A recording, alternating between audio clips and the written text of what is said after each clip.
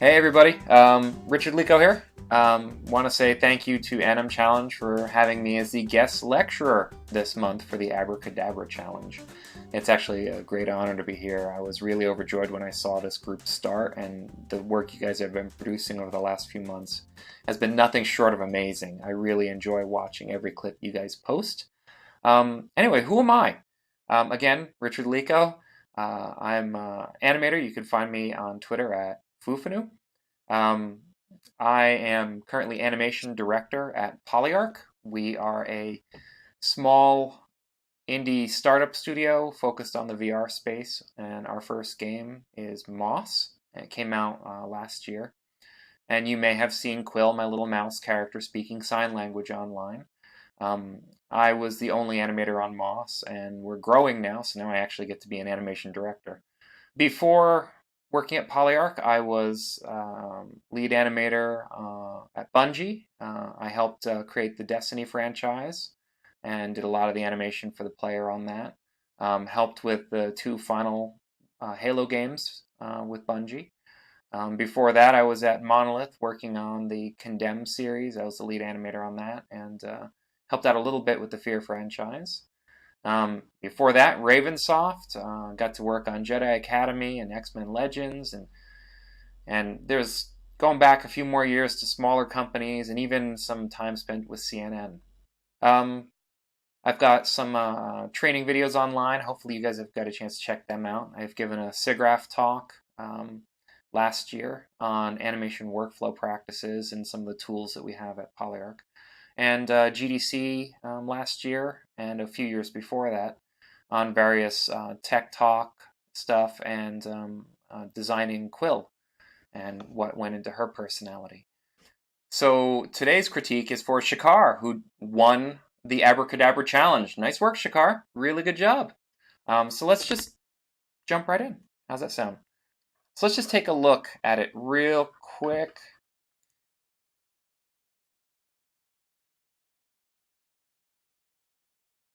So you can see I've got some notes in there, but really imaginative. Like, I love everything about this. Like the sheer character that the magician portrays here, and even the personality of the fork, like it's out to screw him or something. Like and his buddies when they show up. But it's great posing, great timing, great feel to it. Really deserving as the winner of this one. So hopefully the feedback I'm going to give is going to push us even further if you are up for the challenge. So right off the bat, one of the first things I noticed was you do a great job starting to define like a rolling motion on the fingers. And then it starts to get a little gummy, like it seems a bit on the random side, and I'd love to see more of like a nice smooth drumming. And the reason I'd like to see that is because, you know, with a stage performer, he's probably a bit practiced, and he has that look on his face like, I know what I'm doing. And then his fingers feel a little chaotic, and it would be nice seeing like that little motion back and forth across the tips of the fingers as it ran back and forth, like he's trying to generate that flow, like a real showman. So really selling that rolling motion back and forth would be cool. Once that rolling motion's there, you quickly get into the fist, and then into this pose. And right now you're really just trying to keep all the motion in the fingers and the hand. And I think that it could probably be slightly more effective if you just, I know you're trying to hold the body still for, you know, it's a stylistic choice, but there could be a little bit of motion in the arm and a little bit of change in that silhouette. And, you know, of course, the further up the arm you go into the chest, you hold it still, but you can dissipate that up the arm, right? So with this, maybe drop it down so it's like where it kind of does this, and then the fist comes down and then goes back up again. So you got that little bit of anticipation to that pose. But then you've got this motion here. So I think when I actually just watch this, it feels like two separate things are happening here. Like you've got this, and then he's like seeing if it worked, and then quickly going into this. And I honestly think it would probably flow better. Like this is the goal, like this is where he's really gonna do, like his concentration is where he's really gonna expect the results. And this is just the anticipation of this. And you notice how I just acted it out? I did like that type of thing where it's all like one motion and it brings them to that focal point. So this way it's trying to, like, it's using all of this as the anticipation for the focus, as opposed to two separate actions. Because I think this pause right here isn't really necessary. I think you can probably down with the fist, up, and then sell like a nice arc as it comes to the head. Whew. You can see I've done some posing there to try and explain that. So having it come out and around to that would be a really nice way to arc it. You could even try and pull it a little bit with the body, like that type of thing. Like there's a little bit of gesture in there to imply that, like the shoulders and the chest are just a little bit of jerk or something there to drive that arm across, or a little bit of response to the weight of the arm or something. Yeah. And then with the hand holding the fork, it might be nice to see some opposite action in there. You don't want to move. I know you're trying to keep the fork steady. I get that, and I think it's really smart. But having just a little bit of motion on there, like when that arm comes up, pulling down ever so slightly, so this way it feels like he's trying to pull the two apart. Like, you ready? And here we go. Pull them apart, and then focus. And it's like trying to prepare him. That opposite action, I think, will help sell the arm coming across, help sell the arc, this nice smooth arc that would go through the air, and help settle it into that one pose. Now going into that pose, into the focus pose, if you do this rolling motion where you don't do the hold here and then just keep going through it, you want to anticipate that action more. And I think if you led with the chin and the chest a little bit more, slightly earlier, then it wouldn't feel like it's all starting, like it feels like it all starts roughly on the same frame right now. Where you can see him, he's barely moving, and then boom. And there's really not much lead and follow with this pose change. It all just kind of starts moving. So the suggestion here is that you kind of lead with the chin and the chest, and you kind of do a contrapposto with the like pulling the butt out. So this way you could try and use that body to pull the head around. So it like feels like the energy is being generated somewhere. And again, I know you're going for the cartoony look, so you're going for like very staccato actions, but just some little subtle changes to the pose and to the timing to try and really get that lead and follow in there, I think could make a big difference. And I didn't draw it here, but the arc of the head feels very, like it feels like it's kind of coming down, and you can kind of tell where the keys are. So you definitely got a key on frame 32.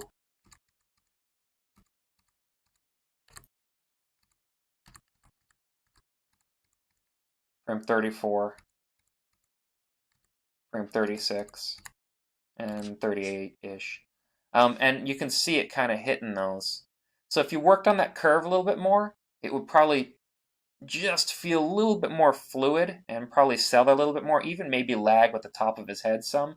It's like the chin is doing like that type of thing where the chin is kind of leading the way. One of the things I used to go to a bunch of acting classes when I was at Bungie, and one of the things that the instructor used to tell us in these acting classes is that you got to choose, like, who is your character? Do they lead with the nose? Do they lead with the chest? You know, what do they what they choose to lead with describes some things about their personality, right?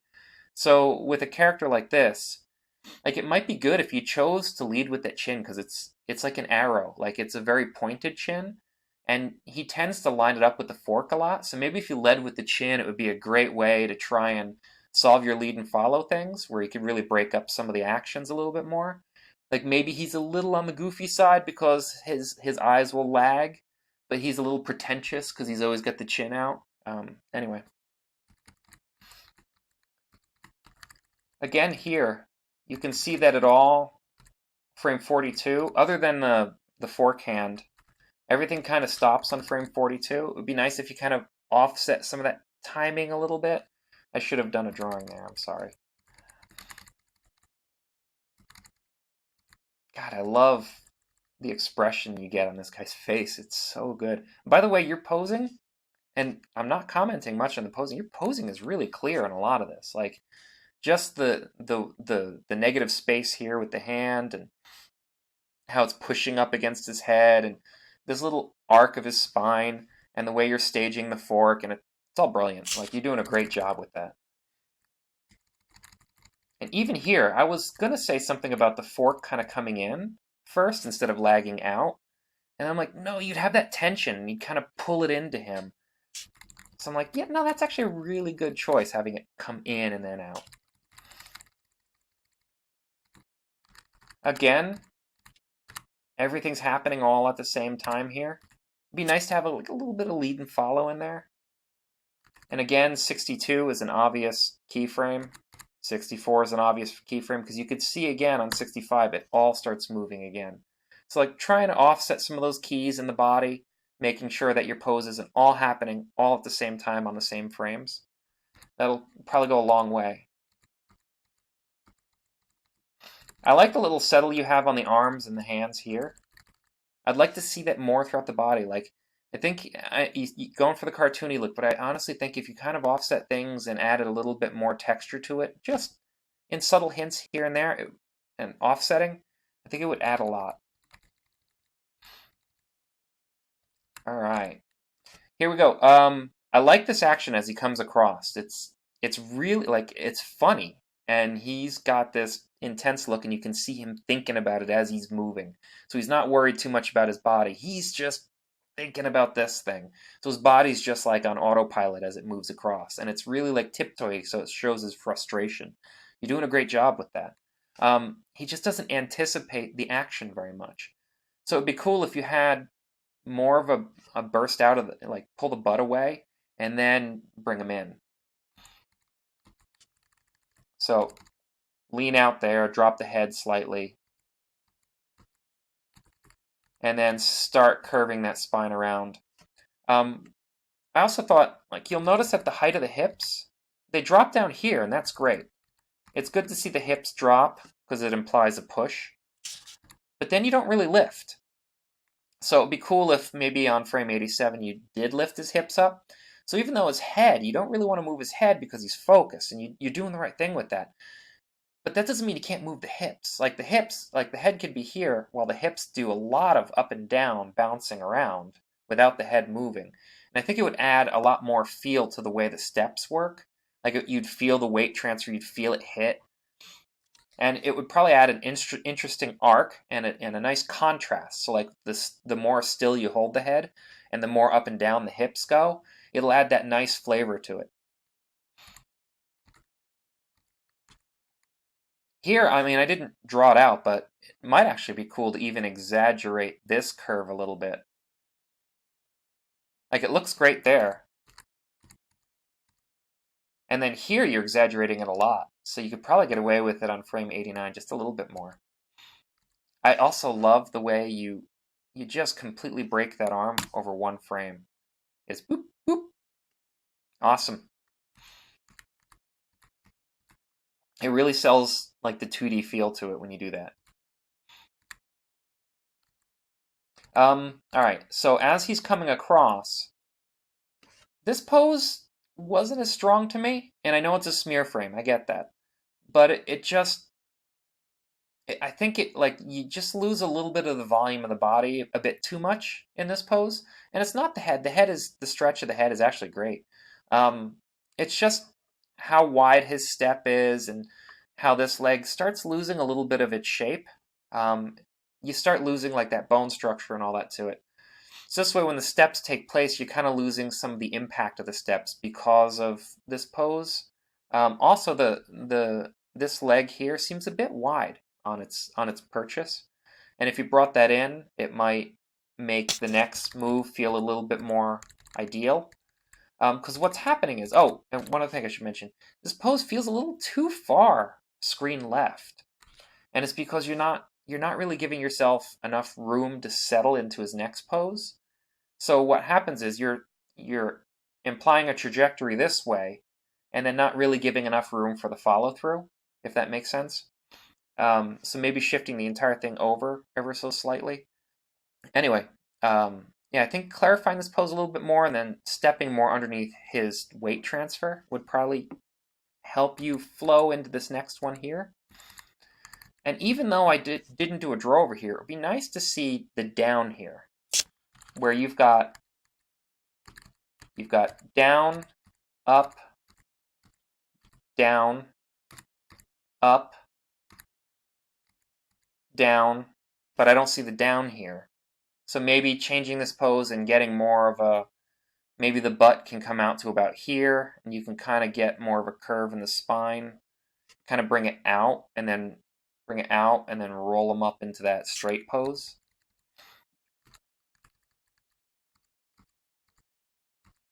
And I really like the way he comes up into the pose. It feels very regal and frustrated and focused and determined, all in the same action. You're really selling the personality of it. That left hand could actually lag a little bit more, create more of a defined arc as it comes up, just to give it more flow to the motion.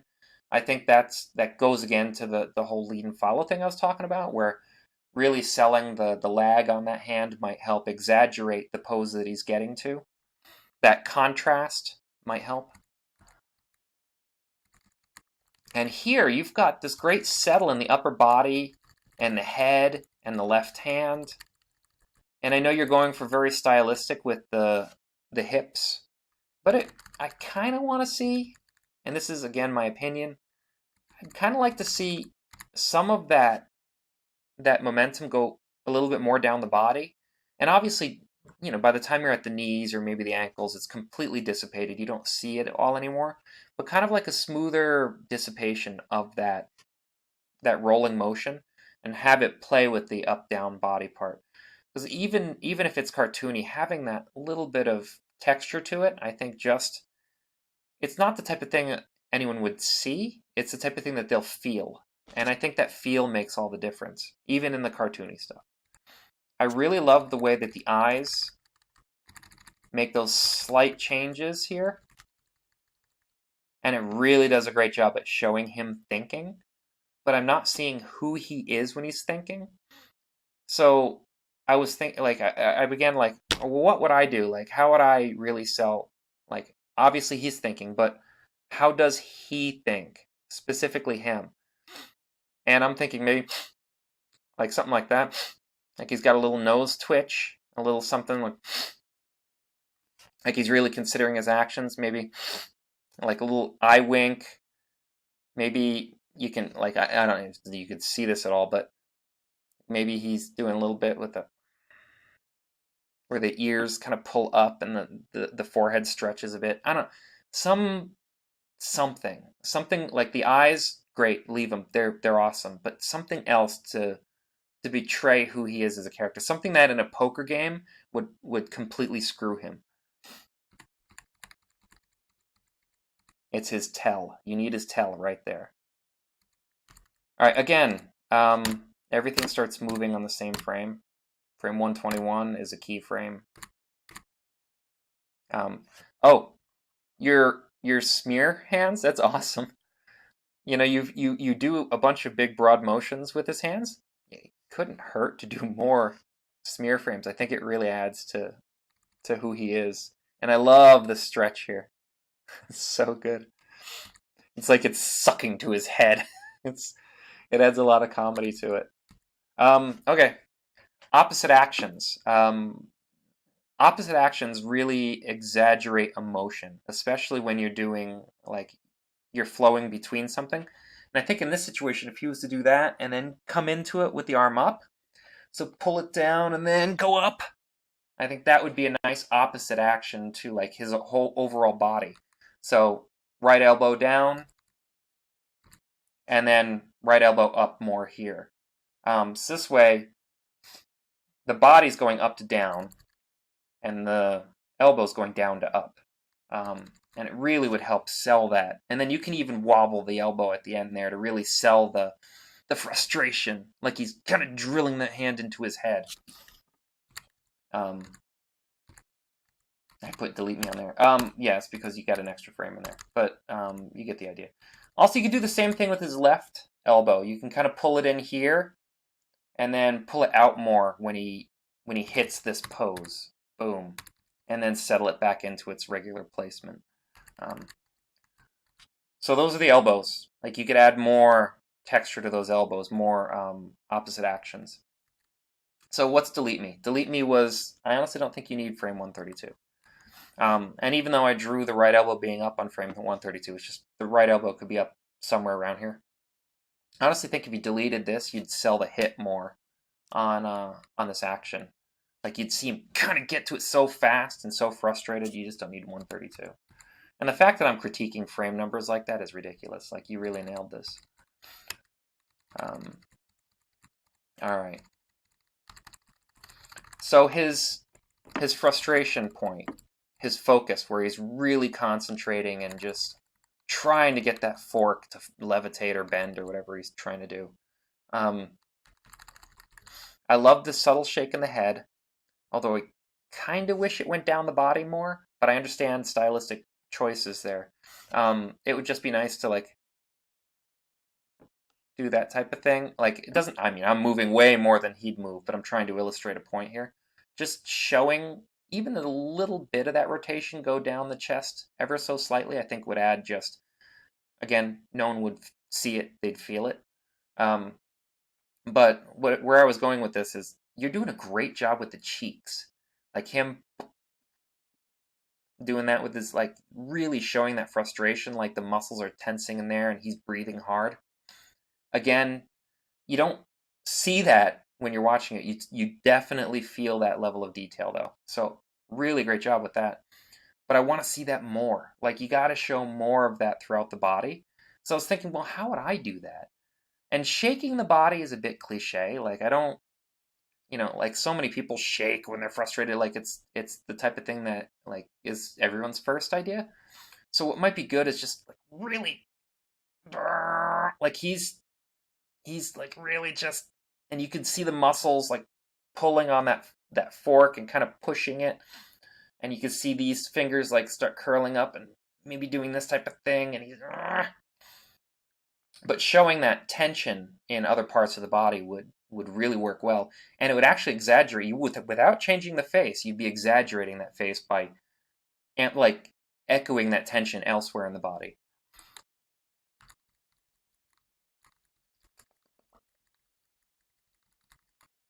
All right.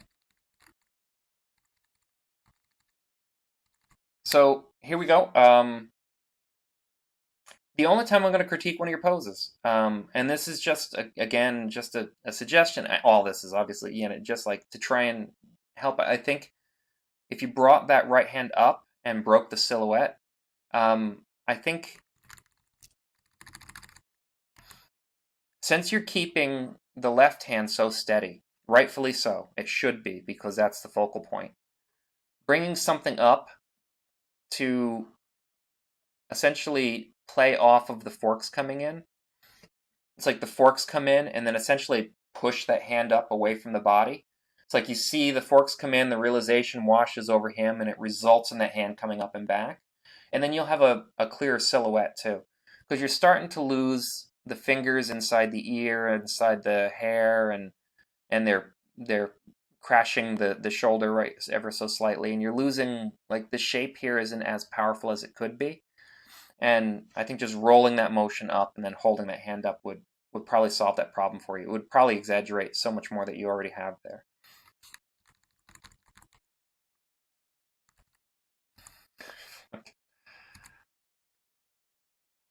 These are such great poses. I could see, how I've been lead and follow guy on all this? Don't lead and follow on frame 200. Snap it. Boom! It's the big action. Just snap it all in one frame. It's because this is the moment you don't want to break that cartoony aesthetic. Like in other subtle areas, you do, because it's not the focus, it's not the gag. But here's your gag. So if you add more lead and follow elsewhere, and then you break all that lead and follow here on this one starting action, you're crushing it. Like right there, you've said to the viewer, this is the important moment. This is where it all dawns on him. This is where everything changes for him. So yep, snap it. Great. Just snap it. You could even just get rid of probably frame 201, just go straight into 202.